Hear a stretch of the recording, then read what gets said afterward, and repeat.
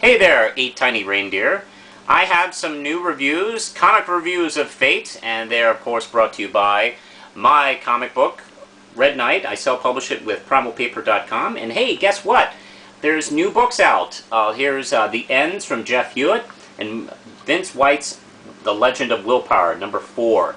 All 3 books I think are terrific, and they're available now. You can check them out at the links below, primalpaper.com, my Manos Publishing Etsy page, as well as the Willpower comic website. Check them out. These are great books, and they're worth your time. Now, how about some other comics that are worth your time, that are slightly more well-known? Well, let's get to some Marvel, shall we? This is Hickman's Avengers number 2. And this is part of the big kind of cover where, you know, it's spanning all over and stuff like that. It's Jonathan Hickman, Jerome Apina, and previously in Avengers, these god guys come to Mars and cause some shit and capture our guys, and then Captain America's sad. Alright, that's pretty much it. So, this art, by the way, let me just say, is absolutely beautiful. It really does... It really does. Every page is really exciting. And every page is like, I can't believe this is just in a regular monthly. I mean, this is beautiful stuff. This is something I associate with seeing like in prestige miniseries and graphic novels and stuff like that. But anyway, there's a little bit of flashbacking going on with Steve Rogers and Tony Stark, almost a la X-Men First Class, where they're going and finding people and you know, talking to them and, you know, seeing if they'd be interested in kind of rejoining the Avengers. The difference being Wolverine doesn't tell them to go fuck themselves. He just says, you know, solid, or yes, sold. Of course, you know, Spider-Man's up for rejoining. Then, you know, a few new members like Manifold and let's see, Cannonball. I have always kind of dug Cannonball, so it's kind of cool seeing him join the Avengers. And Sunspot. Also, Captain Marvel and Spider-Woman are back on the team. Now, by the way, I dig short-haired Captain Marvel. By the way, in case anybody from Marvel is listening, I vote for short-haired Captain Marvel.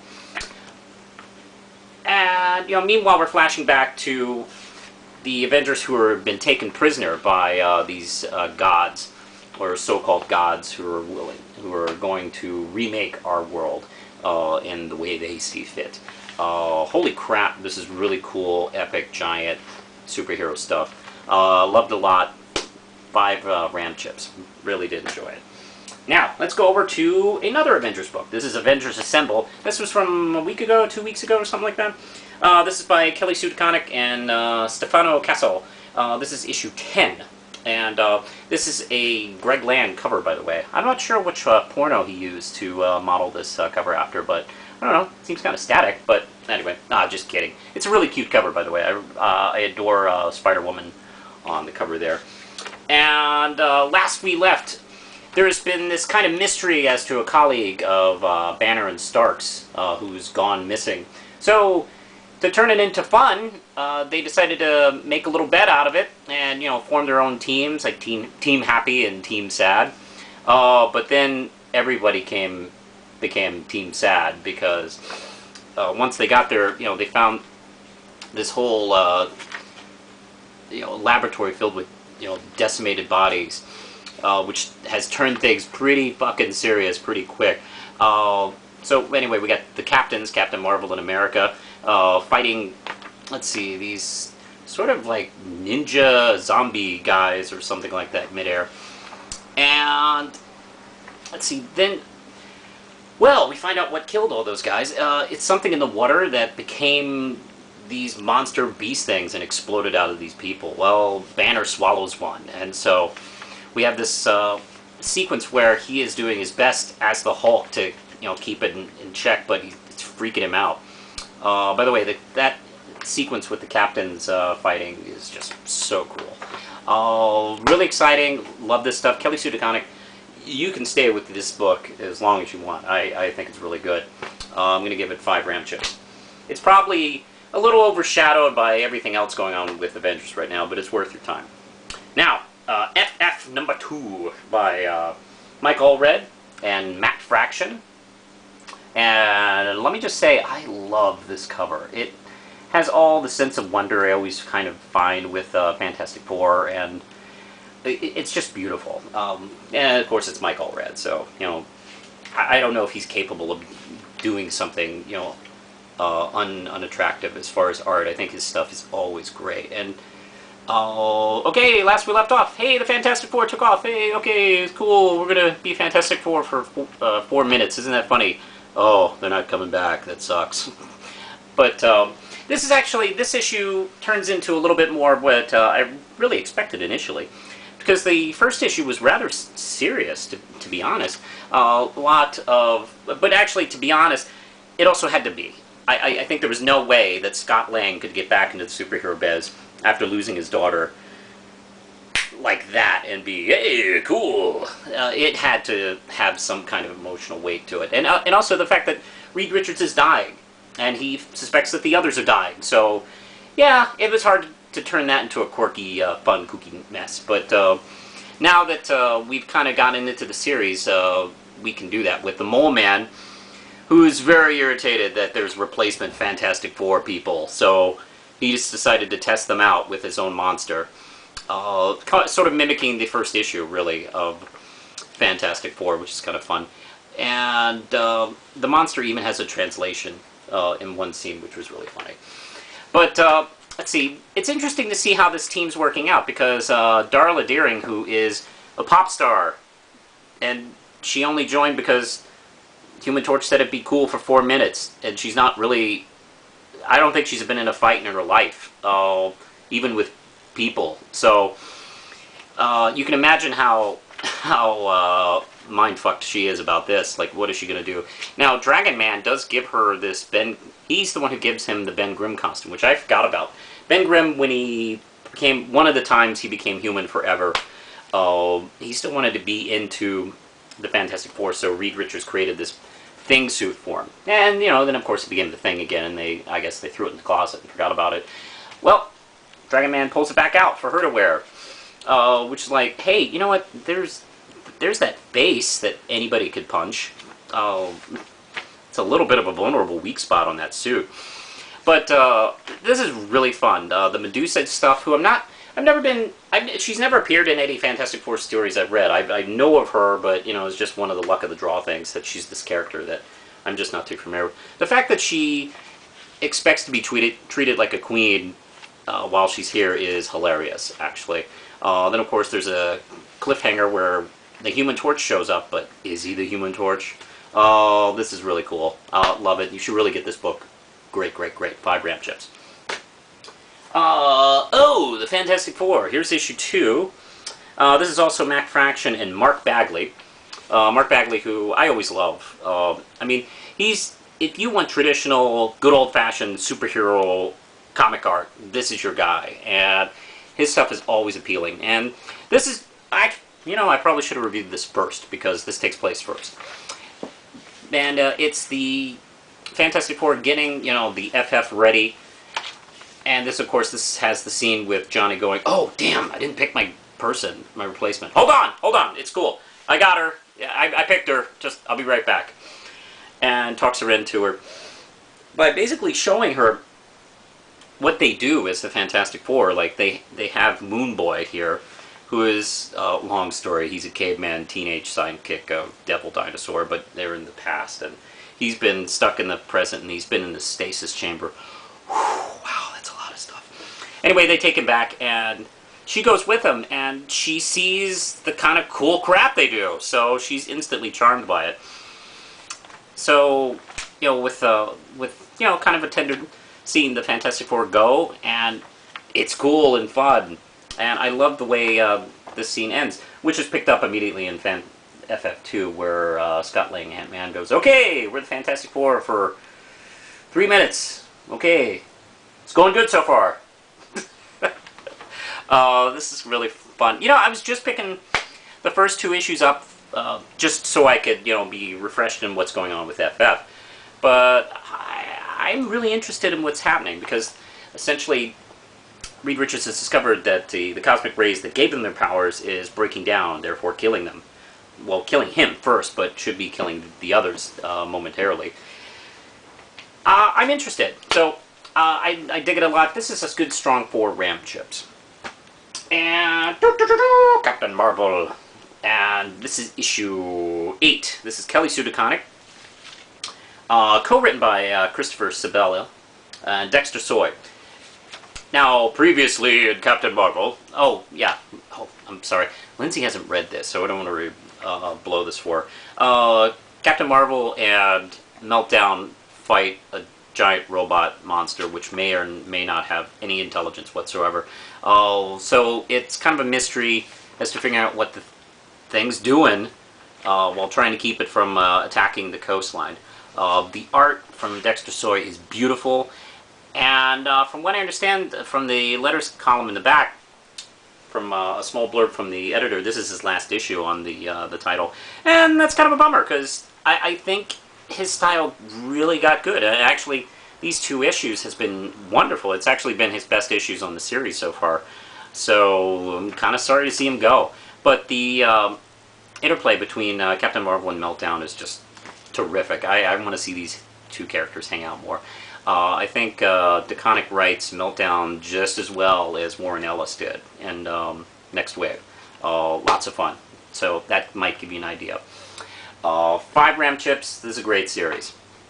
And let's go to another great series. Here's Daredevil. Here comes Daredevil. This is issue 21. This is Mark Waid and Chris Sinee.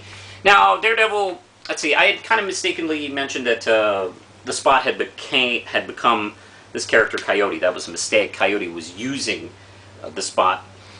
And essentially, Daredevil got his head back onto his body using a cool trick with his superpowers. He had beaten Coyote and freed all the people that he had, the disembodied people. It was really creepy. But he had their heads all up in a closet. And he freed them. So it's like, hey, good. Well, no, they're kind of crazy with anger because who knows how long their heads were in a closet while their bodies were being worked to death and tortured and raped and just all sorts of horrible things done to them. Yeah, not fun. So they're understandably very, very mad. So he's trying to keep them from killing Coyote and, just killing him too. I mean, good lord, they'll just kill anybody right now. Well, the Spot, man, Mark Waid really writes the Spot in such a creepy way. He really plays with the powers in an interesting way, where his powers, Coyote was using his powers to sort of, as the battery to this machine he was using to, separate people's heads from their bodies and shit like that. And the result is really creepy. Like, he's coming out of his own body in all sorts of different ways. And we've learned a little bit more about Coyote and what happened. He's kind of a prisoner of, without giving too much away, he's kind of almost as much as prisoner as any of the other characters. So, wow. It ends in pretty more disturbing. This has been a great story.